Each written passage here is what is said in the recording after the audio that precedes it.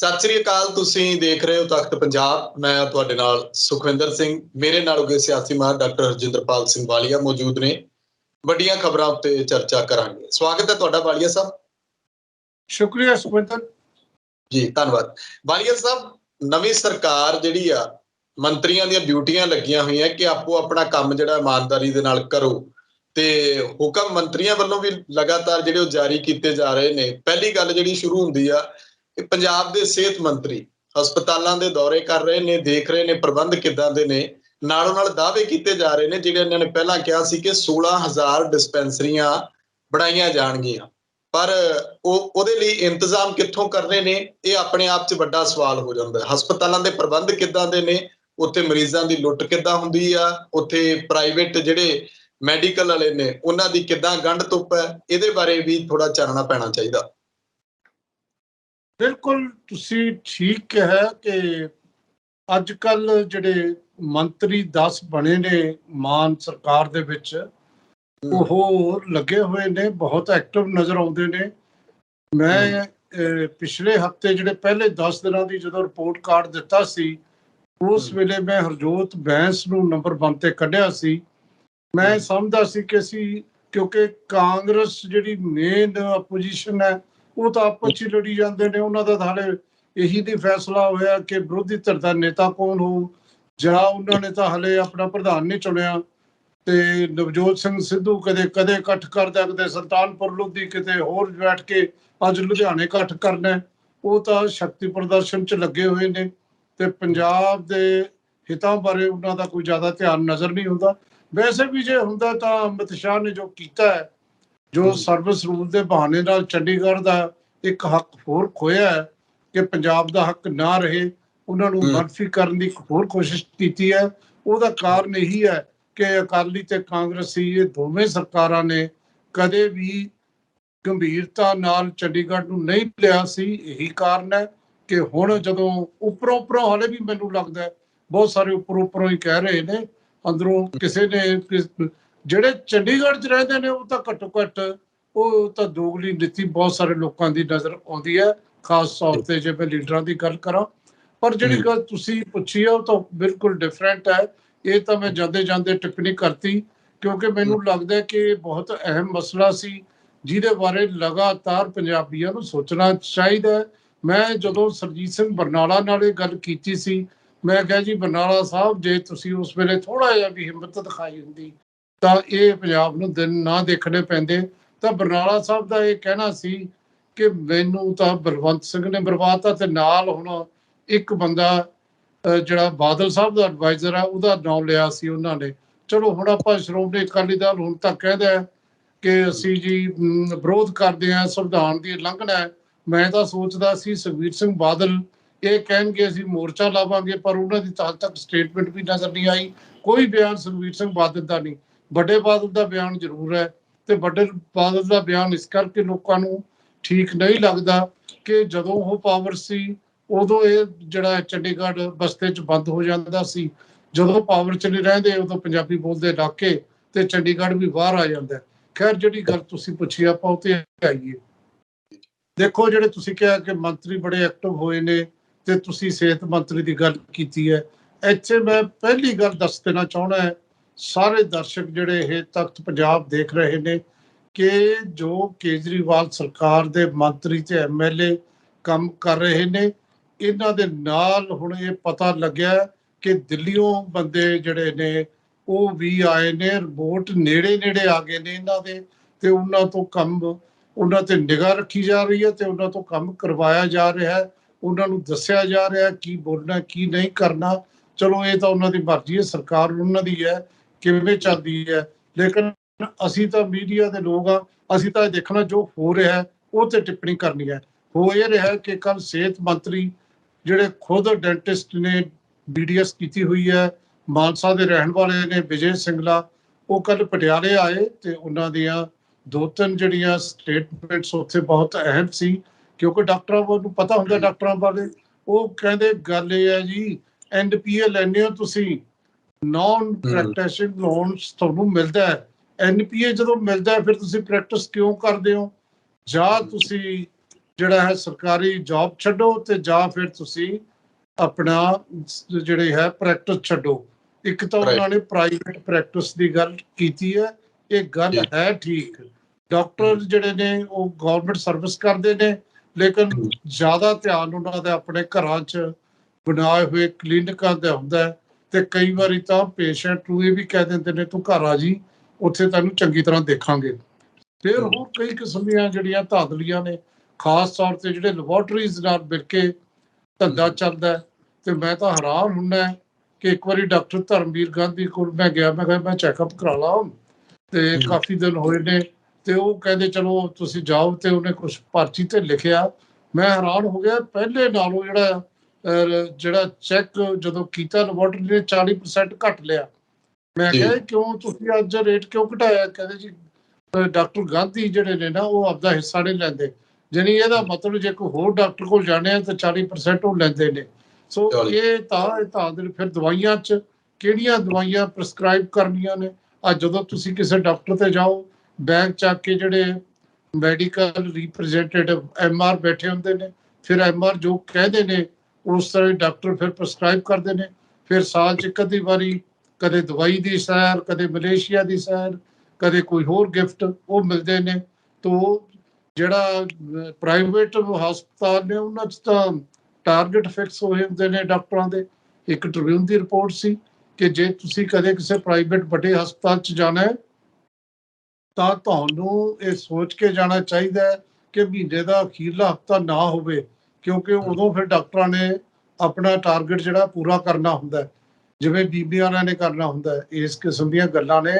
ਵਿਜੇ ਸਿੰਗਲਾ ਸਾਹਿਬ, ਇਹ ਸੌਖਾ ਕੰਮ ਨਹੀਂ ਜਿਹੜਾ ਤੁਸੀਂ ਕਹਿਤਾ। ਸੌਖਾ ਕੰਮ ਤਾਂ ਤੁਹਾਡਾ ਦੂਜਾ ਵੀ ਨਹੀਂ ਹੈ ਜਿਹੜਾ ਤੁਸੀਂ ਕਿਹਾ ਕਿ 16,000 ਕਲੀਨਿਕ ਖੋਲਾਂਗੇ। ਜੀ 16,000 ਕਲੀਨਿਕ, 12,728 ਪਿੰਡ ਨੇ ਪੰਜਾਬ ਦੇ। ਹੁਣ ਆਏ ਸਾਲ ਪੰਜਾਬ ਦੇ ਪਿੰਡਾਂ ਨੂੰ ਸ਼ਹਿਰ ਖਾ ਰਹੇ ਨੇ। 5-7 ਪਿੰਡ ਆਏ ਸਾਲ ਖਤਮ ਹੋ ਜਾਂਦੇ ਨੇ। ਚਲੋ ਪੰਚਾਇਤਾਂ ਤਾਂ ਹਾਲੇ ਵੀ ਵਿੱਚ ਰਹਿੰਦੀਆਂ ਨੇ। ਮੈਂ ਹੁਣ ਪਟਿਆਲਾ ਦੇ ਅਰਬਨ ਸਟੇਟ, ਅਰਬਨ ਦਾ ਮਤਲਬ ਹੈ ਸ਼ਹਿਰੀ, ਜਿਹੜਾ ਸਭ ਤੋਂ ਵਧੀਆ ਸ਼ਹਿਰ ਦਾ ਇਲਾਕਾ ਹੁੰਦਾ ਉਹਦੇ 'ਚ ਰਹਿਣਾ ਹੈ। ਪਰ ਜੇ ਕਦੇ ਮੈਨੂੰ ਲੋੜ ਪੈ ਜੇ ਤਾਂ ਮੈਂ ਸਰਪੰਚ ਤੋਂ ਮੋਹਰ ਲਵਾਉਣਾ ਹੈ। ਸੋ ਹਾਲੇ ਵੀ ਜਿਹੜਾ ਹੈ ਅਰਬਨ ਸਟੇਟ ਪਿੰਡ, ਹਾਲਾਂਕਿ ਪਿੰਡ ਕਿਤੇ ਵੀ ਨਹੀਂ ਨਜ਼ਰ ਆਉਂਦਾ, ਲੇਕਿਨ ਇਸੇ ਤਰੀਕੇ ਨਾਲ ਕਾਗਜ਼ਾਂ 'ਚ ਪੰਚਾਇਤਾਂ ਹੁੰਦੀਆਂ ਨੇ। ਪਰ ਚਲੋ ਫਿਰ ਵੀ ਮੰਨ ਲਈਏ 12,000 ਤੋਂ ਉੱਤੇ ਪਿੰਡ ਨੇ ਪੰਜਾਬ ਦੇ, ਤੇ 12,000 ਤੇ 16,000 ਜਿਹੜੇ ਕਲੀਨਿਕ ਤੁਸੀਂ ਖੋਲਣੇ ਨੇ। ਕਲੀਨਿਕ 'ਚ ਕੀ ਹੋਏਗਾ? ਘੱਟੋ ਘੱਟ ਇੱਕ ਡਾਕਟਰ ਤਾਂ ਹੋਏਗਾ, ਤੇ ਜੇ ਨਰਸ ਹੋਏਗੀ ਤੇ ਨਾਲ ਕੋਈ ਡਿਸਪੈਂਸਰ ਨੂੰ ਦੇਖਣ ਵਾਲਾ ਹੋਏਗਾ, ਕੋਈ ਤਾਂ ਹੋਏਗਾ ਨਾ। ਤੇ ਫਿਰ ਉਹ ਕਿੱਥੋਂ ਲਿਆਓਗੇ ਤੁਸੀਂ? ਕਦੇ ਸੋਚਿਆ ਪੰਜਾਬ 'ਚ ਕਿੰਨੇ ਡਾਕਟਰ ਨੇ? ਕਦੇ ਸੋਚਿਆ ਪੰਜਾਬ 'ਚ ਕਿੰਨੀਆਂ ਨਰਸਾਂ ਨੇ? ਤੇ ਹਾਲੇ ਤਾਂ ਜਿਹੜੇ ਹਸਪਤਾਲਾਂ 'ਚ ਨਹੀਂ ਸਾਡੇ ਡਾਕਟਰ ਤੇ ਨਰਸਾਂ ਉਹ ਪੂਰੀਆਂ ਹੁੰਦੀਆਂ। ਸੋ ਬਹੁਤ ਵਧੀਆ ਸੁਪਨਾ ਹੈ, ਤੇ ਉਹ ਸੁਪਨਾ ਕਿਵੇਂ ਪੂਰਾ ਹੋਊਗਾ ਇਹ ਨਹੀਂ ਪਤਾ। ਪਰ ਵਿਜੇ ਸਿੰਗਲਾ ਜੀ ਨੇ ਕੱਲ੍ਹ ਇਹ ਗੱਲ ਕੀਤੀ ਹੈ, ਚੰਗੀ ਗੱਲ ਹੈ। ਲੇਕਿਨ ਬਹੁਤ ਬੜਾ ਚੈਲੰਜ ਹੈ ਵਿਜੇ ਸਿੰਗਲਾ ਸਿਹਤ ਮੰਤਰੀ ਦੇ ਸਾਹਮਣੇ ਸਿਹਤ ਸੇਵਾਵਾਂ ਠੀਕ ਕਰਨ ਦਾ, ਕਿਉਂਕਿ ਜਿਵੇਂ ਮਾਫੀਆ ਚੱਲ ਰਿਹਾ ਨਾ, ਹੋਰ ਕਦੇ ਰੇਤ ਮਾਫੀਆ, ਕਦੇ ਕੇਬਲ ਮਾਫੀਆ ਦੀ ਗੱਲ ਹੁੰਦੀ ਹੈ, ਤੇ ਕਦੇ ਹੁੰਦੀ ਹੈ ਸ਼ਰਾਬ ਮਾਫੀਆ ਦੀ। ਇਹ ਮੈਡੀਕਲ ਮਾਫੀਆ ਵੀ ਤਾਂ ਕੰਮ ਕਰ ਰਿਹਾ ਨਾ। ਉਹ ਮਾਫੀਆ ਨੂੰ ਵੀ ਤਾਂ ਤੁਸੀਂ ਦੇਖਣਾ ਕਿਵੇਂ ਨੱਥ ਪਾਉਣੀ ਹੈ। ਇਹ ਮਾਫੀਆ ਜ਼ਿਆਦਾ ਖਤਰਨਾਕ ਹੈ, ਔਰ ਖਤਰਨਾਕ ਹੋਵੇ ਕਿਉਂ ਨਾ। ਜਿਹੜੇ ਡਾਕਟਰ ਬਣਦੇ ਨੇ ਕਰੋੜਾਂ ਰੁਪਏ ਦੇ ਕੇ, ਜੇ ਕਿਸੇ ਨੇ MD ਕਰਨੀ ਹੈ ਪ੍ਰਾਈਵੇਟ ਕਾਲਜ 'ਚ ਤਾਂ 1.5-2 ਕਰੋੜ ਦੀ ਤਾਂ ਸੀਟ ਹੈ। ਤੇ ਜੇ ਉਹ ਕਰਕੇ ਆਊਗਾ ਤਾਂ ਪੈਸੇ ਪਹਿਲਾਂ ਉਹ ਕਮਾਊਗਾ। ਤੁਹਾਨੂੰ ਕਿਉਂ ਲੋਕਾਂ ਨੂੰ ਜਿਹੜਾ ਹੈ ਫ੍ਰੀ ਦੇਖੂਗਾ, ਜਾਂ ਘੱਟੋ ਘੱਟ ਸਹੀ ਰੇਟ ਤੇ ਕਿਉਂ ਦੇਖੂਗਾ? ਪਹਿਲਾਂ ਪੈਸਾ ਪੂਰਾ ਕਰੂਗਾ। ਤਾਂ ਇਸ ਕਰਕੇ ਇਹ ਜਿਹੜਾ ਚੈਲੰਜ ਬਹੁਤ ਵੱਡਾ ਹੈ, ਪਰ ਲੱਗੇ ਹੋਏ ਨੇ। ਆਪਾਂ ਸ਼ੁਭ ਕਾਮਨਾਵਾਂ ਦੇਈਏ। ਜੀ ਜੀ ਜੀ ਬਿਲਕੁਲ। ਵਾਲੀਆ ਸਾਹਿਬ, ਅਗਲੇ ਮੰਤਰੀ ਸਾਹਿਬ ਜਿਹੜੇ ਨੇ ਉਹ ਟਰਾਂਸਪੋਰਟ, ਉਹਨਾਂ ਦਾ ਵੀ ਚਰਚਾ ਕਾਫੀ ਹੋ ਰਹੀ ਹੈ ਕਿ ਉਹਨਾਂ ਨੇ ਕਿਹਾ ਕਿ ਪ੍ਰਾਈਵੇਟ ਵਾਲਿਆਂ ਨੂੰ ਛੇਤੀ ਟੈਕਸ ਭਰ ਦਿਓ। ਪਰ ਸਵਾਲ ਇਹ ਆ ਕਿ PRTC ਜਾਂ ਹੋਰ ਪ੍ਰਾਈਵੇਟ ਜਿਹੜੀਆਂ ਸਰਕਾਰੀ ਬੱਸਾਂ ਨੇ ਉਹਨਾਂ ਨੂੰ ਘਾਟੇ 'ਚ ਜਾਣ ਤੋਂ ਕਿੱਦਾਂ ਰੋਕਣਾ ਆ। ਨਾਲੋਂ ਨਾਲ ਇਹ ਵੀ ਗੱਲ ਕਿ ਪ੍ਰਤਾਪ ਸਿੰਘ ਬਾਜਵਾ ਹੋਰਾਂ ਨੇ ਥੋੜੇ ਦਿਨ ਪਹਿਲਾਂ ਚਿੱਠੀ ਲਿਖੀ ਸੀ ਕਿ ਜਿਹੜੀਆਂ ਦਿੱਲੀ ਨੂੰ ਸਰਕਾਰੀ ਬੱਸਾਂ ਜਾਣ ਦੀ ਇਹ ਪਹਿਲਾਂ ਮੰਗ ਚੁੱਕਦੇ ਸੀ, ਉਹ ਹੁਣ ਆਪਣੀ ਸਰਕਾਰ ਆ ਇਹਨਾਂ ਦੀ, ਉਧਰ ਦਿੱਲੀ 'ਚ ਵੀ ਤੇ ਪੰਜਾਬ 'ਚ ਵੀ, ਤੇ ਹੁਣ ਉਧਰ ਨੂੰ ਕਿਉਂ ਨਹੀਂ 에ਅਰਪੋਰਟ ਨੂੰ ਸਰਕਾਰੀ ਬੱਸਾਂ ਜਾਂਦੀਆਂ? ਦੇਖੋ ਗੱਲ ਇਹ ਹੈ ਕਿ ਇੱਕ ਦਿਨ ਮੈਨੂੰ ਮਨਜੀਤ ਸਿੰਘ ਨਾਰੰਗ ਮਿਲੇ, ਜਿਹੜੇ MD ਹੁੰਦੇ ਸੀ, ਜਿਨ੍ਹਾਂ ਬਾਰੇ ਕਿਹਾ ਜਾਂਦਾ ਕਿ ਜਦੋਂ ਉਹਨਾਂ ਦੇ ਕੋਲ ਟਰਾਂਸਪੋਰਟ ਦਾ ਮਹਿਕਮਾ ਆ ਗਿਆ, ਤੇ ਹੁਣ ਤਾਂ ਰਿਟਾਇਰ ਹੋ ਗਏ, ਸਾਬਕਾ IAS ਨੇ। ਤੇ ਉਹ ਮੈਨੂੰ ਦੱਸਣ ਲੱਗੇ, ਕਹਿੰਦੇ ਮੇਰੇ ਕੋਲ ਰਾਜਾ ਵੜਿੰਗ ਨੇ ਮੈਨੂੰ ਸੁਨੇਹਾ ਭੇਜਿਆ ਕਿ ਤੁਸੀਂ ਮੈਨੂੰ ਆ ਕੇ ਮਿਲੋ। ਕਹਿੰਦੇ ਮੈਂ ਕਿਹਾ ਮੈਂ ਕਿਉਂ ਮਿਲਣਾ ਤੁਹਾਨੂੰ, ਜੇ ਤੁਹਾਨੂੰ ਲੋੜ ਆ ਜਾਓ, ਚਾਹ ਪੀ ਜਾਓ, ਨਾਲੇ ਲੈ ਜਾਓ ਟਿਪਸ ਜਿਹੜੇ ਲੈਣੇ ਨੇ। ਤੋਂ ਇੱਕ ਤਾਂ ਮੈਂ ਇਹ ਕਹੂੰਗਾ ਕਿ ਇਹ ਜਿਹੜਾ ਨਾ ਟਰਾਂਸਪੋਰਟ ਦਾ ਮਹਿਕਮਾ, ਇਹ ਦੂਰੋਂ ਹੀ ਲੱਗਦਾ ਹੈ ਬਹੁਤ, ਇਹਦੇ 'ਚ ਲਕੂਨੇ ਬਹੁਤ ਪਏ ਨੇ। ਕਿੱਥੋਂ ਕੀ ਹੁੰਦਾ, ਹੁਣ ਪਿੱਛੇ ਜੇ ਜਿਹੜਾ ਡੀਜ਼ਲ ਚੋਰੀ ਫੜਿਆ ਗਿਆ ਤੇ ਪਤਾ ਲੱਗਿਆ ਕਿ ਡੀਜ਼ਲ ਇੰਨਾ ਚੋਰੀ ਹੁੰਦਾ, ਇਹ ਵੀ ਨਹੀਂ ਪਤਾ। ਹੁਣ ਜਿਹੜਾ ਹੈ 73.5 ਲੱਖ ਦਾ ਡੇਲੀ ਡੀਜ਼ਲ ਜਾਂਦਾ ਹੈ, ਉਹ 'ਚ ਕਿੰਨਾ ਚੋਰੀ ਹੁੰਦਾ, ਉਹ ਪਹਿਲਾਂ ਚੋਰੀ ਵੀ ਫੜਨ ਦੀ ਲੋੜ ਹੈ। ਖੈਰ, ਜਿਹੜੀ ਗੱਲ ਤੁਸੀਂ ਕੀਤੀ ਹੈ ਕਿ ਟਰਾਂਸਪੋਰਟ ਮੰਤਰੀ ਬਹੁਤ ਵੱਡਾ ਜਿਹੜਾ ਹੈ ਉਹਨਾਂ ਦੇ ਕੋਲ ਜੁਮਾ ਹੈ।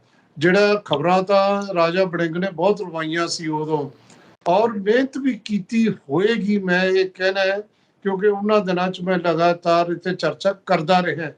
ਲੇਕਿਨ ਜੇ ਉਹਨਾਂ ਨੂੰ ਸਹੀ ਗਾਈਡ ਕੀਤਾ ਹੁੰਦਾ ਤਾਂ ਕੋਰਟ ਦੇ ਵਿੱਚ ਇਹ ਗੱਲਾਂ ਨਾ ਪਿੱਟਦੀਆਂ, ਕੋਰਟ ਰਾਹਤ ਜਿਹੜਾ ਹੈ ਨਾ ਦਿੰਦੀ, ਤੇ ਉਹ ਸਿੱਧਾ ਜਿਹੜਾ ਦੋਸ਼ ਲੱਗਦਾ ਉਹਨਾਂ ਲੋਕਾਂ ਤੇ ਜਿਨ੍ਹਾਂ ਨੇ ਰਾਜਾ ਵੜਿੰਗ ਨੂੰ ਗਾਈਡ ਕੀਤਾ ਹੋਊਗਾ। ਪਹਿਲੀ 2-3 ਗੱਲਾਂ ਇਹਦੇ 'ਚ ਸਮਝਣ ਵਾਲੀਆਂ ਨੇ ਕਿ ਸਭ ਤੋਂ ਵੱਡਾ ਤਾਂ ਜਿਹੜਾ ਨਜਾਇਜ਼ ਇੱਕ ਪਰਮਿਟ ਤੇ ਕਈ ਬੱਸਾਂ ਦਾ ਚੱਲਣਾ, ਤੇ ਜਿਨ੍ਹਾਂ ਦੀਆਂ ਬੱਸਾਂ ਕਈ ਕੀ ਚੱਲਦੀਆਂ ਨੇ, ਜਿਹੜੇ ਵੱਡੇ ਟਰਾਂਸਪੋਰਟਰ ਨੇ ਉਹਨਾਂ ਕੋਲ ਹਰ ਕਿਸਮ ਦੀ ਜਿਹੜੀ ਹੈ ਪਾਵਰ ਹੁੰਦੀ ਹੈ, ਔਰ ਉਹ ਇਕੱਲੀਆਂ ਬੱਸਾਂ ਨਹੀਂ ਚਲਾਉਂਦੇ, ਉਹ ਫਿਰ ਜਿਹੜੇ ਬੱਸ ਸਟੈਂਡ ਤੇ ਕਿੰਨਾ ਚਿਰ ਖੜਨਾ ਉਹਨਾਂ ਦੀ ਮਰਜ਼ੀ ਹੁੰਦੀ ਹੈ। ਔਰ ਜਿਹੜੀਆਂ ਟਾਈਮ ਟੇਬਲ ਦੇ ਵਿੱਚ ਸਰਕਾਰੀ ਬੱਸਾਂ ਨੂੰ ਤਾਂ ਮਸਾਂ 1-2 ਮਿੰਟ ਦਿੰਦੇ ਨੇ, ਤੋਂ ਇੱਕ ਤਾਂ ਇਹਨਾਂ ਨੂੰ ਪਰਮਿਟ ਤੇ ਬਹੁਤ ਵੱਡੀ ਨਿਗਾਹ ਰੱਖਣ ਦੀ ਲੋੜ ਹੈ। ਕਿਹਾ ਟਰਾਂਸਪੋਰਟ ਮੰਤਰੀ ਨੇ ਕਿ ਜੀ ਅਸੀਂ ਜਿਹੜਾ ਹੈ ਜਿਹੜੇ ਜਿਨ੍ਹਾਂ ਨੇ ਟੈਕਸ ਨਹੀਂ ਭਰੇ ਉਹਨਾਂ ਦੇ ਪਰਮਿਟ ਰੱਦ ਕਰਾਂਗੇ। ਚੰਗੀ ਗੱਲ ਹੈ, ਬਿਲਕੁਲ ਕਰੋ, ਲੇਕਿਨ ਇਹ ਵੀ ਦੇਖੋ ਇੱਕ ਪਰਮਿਟ ਤੇ ਬੱਸਾਂ ਕਿੰਨੀਆਂ ਚੱਲਦੀਆਂ ਨੇ, ਨਜਾਇਜ਼ ਬੱਸਾਂ ਨੂੰ ਵੀ ਫੜੋ। ਦੂਜੀ ਗੱਲ ਜਿਹੜੀ ਹੈ, ਟਾਈਮ ਟੇਬਲ ਠੀਕ ਕਰੋ। ਪ੍ਰਾਈਵੇਟ ਬੱਸਾਂ ਵਾਲੇ ਕਿਵੇਂ ਟਾਈਮ ਟੇਬਲ ਆਪਦੇ ਹਿਸਾਬ ਨਾਲ ਬਣਾਉਂਦੇ ਰਹੇ, ਆਊਟਪੁੱਟ ਦੀਆਂ ਬੱਸਾਂ ਕਿੰਨੇ ਵਜੇ ਕਿੱਥੇ ਜਾਂਦੀਆਂ ਨੇ, ਕਿਵੇਂ ਜਾਂਦੀਆਂ ਨੇ, ਤੇ ਜਿਹੜਾ ਉਹਦੇ ਨਾਲ ਸਰਕਾਰੀ ਬੱਸਾਂ ਦਾ ਕੀ ਹਿਸਾਬ ਕਿਤਾਬ ਹੈ। ਜਦੋਂ ਤੁਸੀਂ ਇਹ ਦੇਖ ਲਓਗੇ ਤੁਹਾਨੂੰ ਉਦੋਂ ਹੀ ਪਤਾ ਲੱਗ ਜਾਊਗਾ ਕਿ ਹੇਰਾਫੇਰੀ ਹਰ ਪੱਧਰ ਤੇ ਹੁੰਦੀ ਹੈ। ਤੇ ਫਿਰ ਤੁਸੀਂ ਜਿਹੜੀ ਅਗਲੀ ਗੱਲ ਮੈਂ ਜਿਵੇਂ ਕਿਹਾ ਵੀ ਚੋਰੀ ਰੋਕਣ ਵਾਲੀ ਹੈ, ਉਹ ਵੀ ਰੋਕਣ ਦੀ ਲੋੜ ਹੈ। ਕਿਹਾ ਗਿਆ ਕਿ ਹਰ ਪੱਧਰ ਤੇ ਅਸੀਂ ਰੋਕਾਂਗੇ, ਤੇ ਸਰਕਾਰੀ ਚਾਹੇ PRTC ਹੈ ਤੇ ਚਾਹੇ ਪੰਜਾਬ ਰੋਡ ਹੈ, ਉਹਨੂੰ ਅੱਗੇ ਲੈ ਕੇ ਜਾਵਾਂਗੇ। ਬਹੁਤ ਵੱਡਾ ਚੈਲੰਜ ਇਸ ਕਰਕੇ ਵੀ ਹੈ ਕਿ ਬਹੁਤ ਸਾਰੇ ਮੁਲਾਜ਼ਮਾਂ ਦੀਆਂ ਮੰਗਾਂ ਬਹੁਤ ਚੱਲੀਆਂ ਪੈਂਡਿੰਗ ਪਈਆਂ ਨੇ, ਉਹਨਾਂ ਨੂੰ ਵੀ ਨਾਲ ਲੈ ਕੇ ਜਾਣ ਦੀ ਲੋੜ ਹੈ। ਤੇ ਹੁਣ ਤਾਂ ਇੱਕ ਹੋਰ ਵੀ ਨਵੀਂ ਸਿਚੁਏਸ਼ਨ ਖੜੀ ਹੋ ਗਈ ਹੈ ਕਿ ਇੱਕ ਪ੍ਰਪੋਜ਼ਲ ਬਣਾ ਕੇ PRTC ਨੇ ਭੇਜੀ ਹੈ ਕਿ 10 ਪੈਸੇ ਕਿਲੋਮੀਟਰ ਤੁਸੀਂ ਕਿਰਾਇਆ ਜਿਹੜਾ ਹੈ ਵਧਾ ਦਿਓ, ਕਿਉਂਕਿ ਘਾਟੇ 'ਚ ਜਾ ਰਹੀ ਹੈ, ਘਾਟਾ ਪੈਣਾ ਸ਼ੁਰੂ ਹੋ ਗਿਆ। ਪਹਿਲਾਂ 22 ਪੈਸੇ ਕਿਲੋਮੀਟਰ ਚੱਲਦੀਆਂ ਨੇ ਬੱਸਾਂ ਸਾਡੀਆਂ, ਹੁਣ 32 ਪੈਸੇ ਜੇ ਹੋ ਜਾਂਦੀਆਂ ਨੇ, ਲੋਕਾਂ ਦੇ ਸਿਰ ਕਿਰਾਇਆ ਹੋਰ ਵੱਧ ਪਊਗਾ। ਬਹੁਤ ਕੁਝ ਐਸਾ ਹੈ, ਬੀਬੀਆਂ ਦੇ ਮੁਫਤ ਸਫ਼ਰ ਨੇ ਵੀ ਇਹਨੂੰ ਘਾਟਾ ਪਾਇਆ। ਸੋ ਜਿਹੜੀ ਟਰਾਂਸਪੋਰਟ ਇਹਨੇ ਘਾਟੇ 'ਚ ਚੱਲ ਰਹੀ ਹੈ, ਉਹ ਕਿਵੇਂ ਵਾਧੇ 'ਚ ਜਾਊਗੀ, ਇਹ ਆਪਣੇ ਆਪ 'ਚ ਦੇਖਣ ਵਾਲੀ ਗੱਲ ਹੈ। ਹੋਰ ਬੜੀਆਂ ਗੱਲਾਂ ਦੇਖਣ ਵਾਲੀਆਂ ਨੇ। ਤੁਸੀਂ ਇੱਕ ਬੜੀ ਸਿੰਪਲ ਗੱਲ ਹੈ ਕਿ ਜਿਹੜੀ ਇੱਕ ਬੱਸ ਪ੍ਰਾਈਵੇਟ ਇੱਕ ਦਿਨ ਪੈਂਦੀ ਹੈ, ਜਿਹੜੇ ਦੂਜੀ ਸਰਕਾਰੀ ਬੱਸ ਪੈਂਦੀ ਹੈ, ਜਿਹੜੀ ਸਰਕਾਰੀ ਬੱਸ ਦੀ ਉਮਰ 5 ਸਾਲ ਹੋਊ ਤੇ ਜਿਹੜੀ ਪ੍ਰਾਈਵੇਟ ਆ 15 ਸਾਲ ਚੱਲੂ, ਇਹ 10 ਸਾਲ ਉਹਦੀ ਉਮਰ ਕਿਵੇਂ ਵੱਧ ਜਾਂਦੀ ਹੈ? ਇਹ ਕਿਹੜਾ ਬੱਸਾਂ ਚਿੱਟਾ ਖਾਂਦੀਆਂ ਨੇ ਕਿ ਅਮਲ ਕਰਦੀਆਂ, ਇਹ ਇੰਨੀ ਘੱਟ ਉਮਰ ਹੈ? ਉਹ ਬੜਾ ਦੇਖਣ ਵਾਲੀ ਗੱਲ ਹੈ ਵੀ ਕਿਸ ਤਰੀਕੇ ਨਾਲ ਮਿਸਹੈਂਡਲਿੰਗ ਹੁੰਦੀ ਹੈ, ਕਿਸ ਤਰੀਕੇ ਨਾਲ ਉਹਨਾਂ ਨੂੰ ਜਿਹੜੀ ਆ ਉਹਨਾਂ ਦੀ ਸਾਫ਼ ਸਫਾਈ ਨਹੀਂ ਹੁੰਦੀ। ਬਹੁਤ ਗੱਲਾਂ ਤੇ ਧਿਆਨ ਦੇਣ ਦੀ ਲੋੜ ਹੈ। ਤੇ ਜਿਹੜਾ ਧਿਆਨ ਦੇ ਨਾਲ ਨਾਲ ਮੰਤਰੀ ਸਾਹਿਬ ਜਿਹੜਾ ਮੈਂ ਜ਼ਿਕਰ ਕੀਤਾ ਹੈ, ਉਹ ਵੀ ਦੇਖੋ ਕਿ ਕਿਸ ਕਿਸ ਪੱਧਰ ਤੇ ਚੋਰੀ ਹੋ ਰਹੀ ਹੈ, ਕਿਸ ਕਿਸ ਪੱਧਰ ਤੇ ਅਣਗਹਿਲੀ ਹੋ ਰਹੀ ਹੈ, ਕਿਸ ਕਿਸ ਪੱਧਰ ਤੇ ਸਰਕਾਰੀ ਲੋਕ ਪ੍ਰਾਈਵੇਟ ਨੂੰ ਫਾਇਦਾ ਪਹੁੰਚਾ ਰਹੇ ਨੇ ਮਿਲ ਜੁਲ ਕੇ। ਇਹ ਸਾਰੀਆਂ ਗੱਲਾਂ ਔਖੀਆਂ ਬਹੁਤ ਨੇ, ਪਰ ਔਖੀਆਂ ਗੱਲਾਂ ਕਰਕੇ ਸਵਾਦ ਆਉਂਦਾ। ਜਿਵੇਂ ਤੁਸੀਂ ਬਿਆਨ ਦਿੱਤੇ ਨੇ, ਆਸ ਕਰੀਏ ਕਿ ਤੁਸੀਂ ਪਰਮਿਟ ਨਜਾਇਜ਼ ਰੱਦ ਕਰਕੇ ਬੇਰੁਜ਼ਗਾਰਾਂ ਨੂੰ ਤੁਸੀਂ ਰੁਜ਼ਗਾਰ ਦਿਓਗੇ। ਅਸੀਂ ਤੁਹਾਨੂੰ ਵੀ ਸ਼ੁਭ ਸ਼ਾਬਾ ਦਿੰਦੇ ਹਾਂ। ਬਿਲਕੁਲ ਬਿਲਕੁਲ ਹੈ ਤਾਂ ਔਖਾ, ਪਰ ਇਹ ਹੈ ਵੀ ਜੇ ਸਰਕਾਰ ਹੁਣ ਕਹਿੰਦੀ ਸੀ ਕਿ ਸਾਡੇ ਹੱਥ ਦੇ ਵਿੱਚ ਹਰਾ ਪੈਨ ਆ ਜੇ, ਬਦਲਾਅ ਅਸੀਂ ਲਿਆ ਦਾਂਗੇ, ਤੇ ਇਸ ਕਰਕੇ ਲੋਕ ਉਮੀਦ ਵੀ ਕਰੀ ਬੈਠੇ ਨੇ ਕਿ ਤੁਸੀਂ ਜਦੋਂ ਰਿਪੋਰਟ ਕਾਰਡ ਦਿਓਗੇ ਉਹ 'ਚ ਪਤਾ ਲੱਗ ਜਾਣਾ ਹੈ ਕਿ ਕਿੰਨਾ ਕੁ ਕੰਮ ਟਰਾਂਸਪੋਰਟ 'ਚ ਕੀਤਾ ਗਿਆ।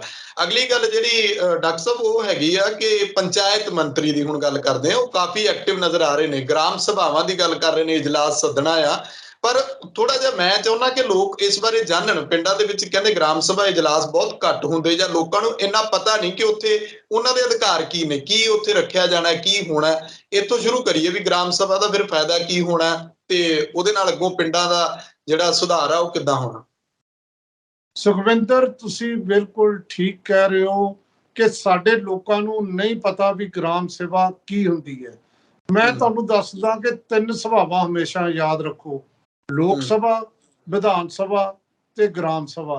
ਤਿੰਨੇ ਬਹੁਤ ਪਾਵਰਫੁਲ ਨੇ, ਔਰ ਤਿੰਨਾਂ ਦੀ ਪਾਵਰ ਤੁਹਾਨੂੰ ਕਦੇ ਤੁਸੀਂ ਜਿਹੜੀ ਲੋਕ ਸਭਾ ਚਲੋ, ਤੇ ਦੂਜੇ ਪਾਸੇ ਵਿਧਾਨ ਸਭਾ, ਇੱਥੇ ਤਾਂ ਪੋਲੀਟੀਕਲ ਪਾਰਟੀਆਂ ਹੁੰਦੀਆਂ ਨੇ, ਇਸ ਕਰਕੇ ਉਹਨਾਂ ਦੇ ਜਿੱਤੇ ਹੋਏ ਤੁਹਾਡੇ ਨੁਮਾਇੰਦੇ ਜਿਹੜੇ ਤੁਸੀਂ ਭੇਜਦੇ ਹੋ ਉਹ ਹੁੰਦੇ ਨੇ।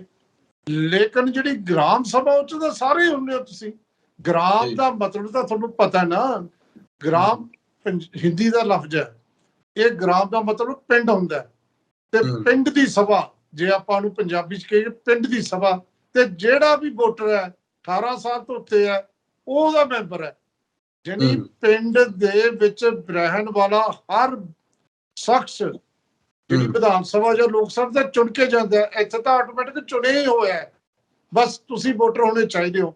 ਤੇ ਉਹ ਜਿਹੜੀ ਸਭਾ ਹੈ ਪਿੰਡ ਦੀ, ਉਹਦੇ ਚੋਂ ਪੰਚਾਇਤ ਦੀ ਪਾਵਰਫੁਲ। ਇੱਕ ਇਹ ਵੀ ਦੱਸ ਦਈਏ, ਪੰਚਾਇਤਾਂ ਨੇ ਤਾਂ ਲੋਕਾਂ ਨੂੰ ਦੱਸਿਆ ਹੀ ਨਹੀਂ ਵੀ ਇੱਕ ਵੱਡੀ ਚੀਜ਼ ਸਾਥੋਂ ਵੀ ਉੱਤੇ ਹੈ, ਜਿਹਦਾ ਫੈਸਲਾ ਤਾਂ ਕੋਈ ਵੀ ਨਹੀਂ ਮੋੜ ਸਕਦਾ, ਉਹ ਹੈ ਗ੍ਰਾਮ ਸਭਾ। ਗ੍ਰਾਮ ਸਭਾ ਜਾਂ ਪਿੰਡ ਦੀ ਸਭਾ ਜਿਹੜੀ ਹੈ, ਉਹਦਾ ਸੰਵਿਧਾਨ ਦੇ ਮੁਤਾਬਕ 4 ਵਾਰ ਹਰ 3 ਮਹੀਨੇ ਬਾਅਦ ਇੱਕ ਇਜਲਾਸ ਹੋਣਾ ਹੁੰਦਾ ਹੈ, ਜਿਹੜਾ ਮੈਨੂੰ ਲੱਗਦਾ ਕਿ ਬਹੁਤ ਪਿੰਡਾਂ 'ਚ ਤਾਂ ਕਦੇ ਹੋਏ ਹੀ ਨਹੀਂ। ਜੇ ਪਿੰਡਾਂ 'ਚ ਇਜਲਾਸ ਹੋਊ ਤਾਂ ਸਰਪੰਚ ਤੇ ਪੰਚਾਇਤ ਨੂੰ ਕੌਣ ਪੁੱਛੂ?